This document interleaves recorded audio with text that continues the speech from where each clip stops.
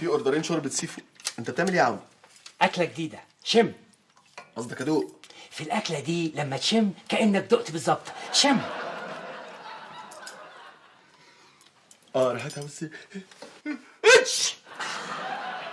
بالهنا والشفا، أنت كده أكلت وهضمت في نفس الوقت. بس انا عامل دايت يا عوني.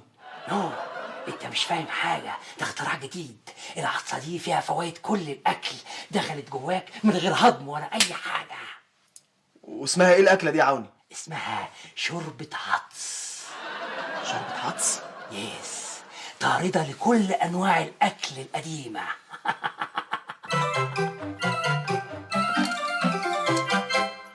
عطس. واحد تقل شوية النهاردة. اتفضل يا فندم، تحت امرك. قلبي خير في ايه؟ عمال يعكسني من الصبح يقول لي بحبك يا قلبي بحبك يا قلبي. ده بيقول لك قلبي بيموت، واقفه تعملي ايه؟ طب اعمل ايه في الظروف اللي زي دي؟ هاتي له الشيك يلا قبل ما يموت، خلصي يا هاله. هاتوا لي دكتور. هات ثانيه واحده. دكتور هجيب لك شاي حالا. دكتور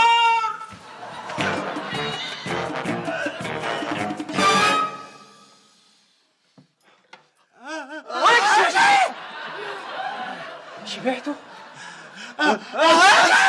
بالهنا والشفا، بالهنا والشفا. انت عارف يا عوني هي حلوه بس حراقه شويه. الحمد لله، ده الواحد شبع يعني، وبتخرج البرد كده. تسلم ايدك يا شيخ الطباخين. أنا فتى الطباخين الأول.